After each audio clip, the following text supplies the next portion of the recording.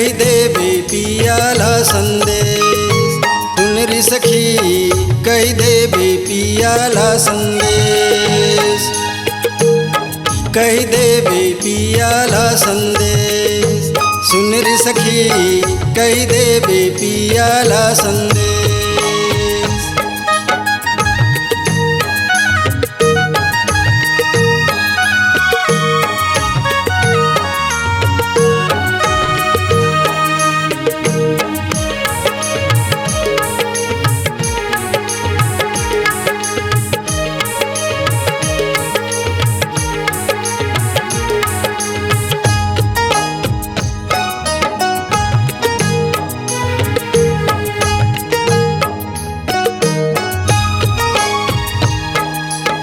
चिट्ठी पत्री नहीं भेजे, नहीं भेजे पतिया, कौनो खबरिया नहीं तरसे मोरे अखियाँ।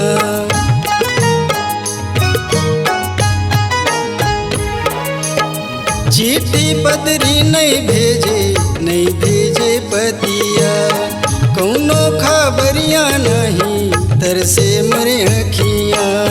हो गए तन मन दोनों बीमार। सुन री सखी कही देवे पियाला संदेश।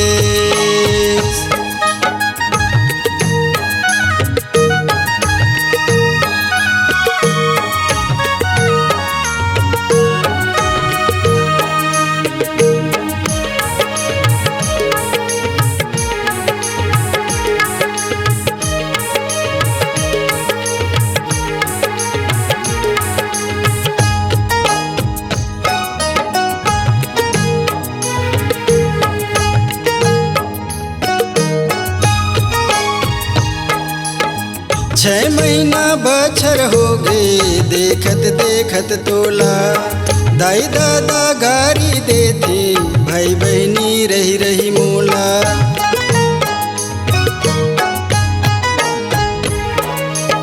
छह महीना बछर हो गए देखत देखत तोला, दाई दादा गारी देते भाई बहनी रही रही मोला। मुर्दा दिल हो गए है लाचार। सुन री सखी कही देवे पियाला संदेश।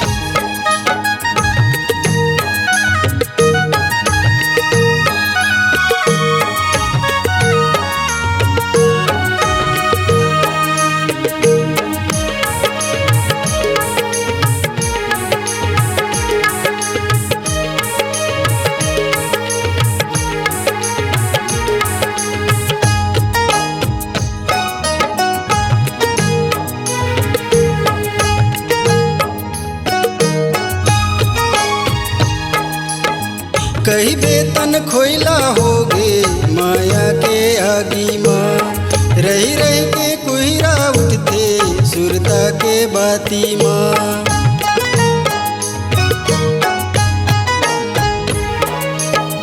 कही बेतन खोइला हो गे माया के आगी माँ, रही रही के कुहिरा उठते सुरता के बाती माँ। जल जल के होए तन खुआर। सुन रे सखी कही देवे पियाला संदेश। सुन रे सखी कही देवे पियाला संदेश।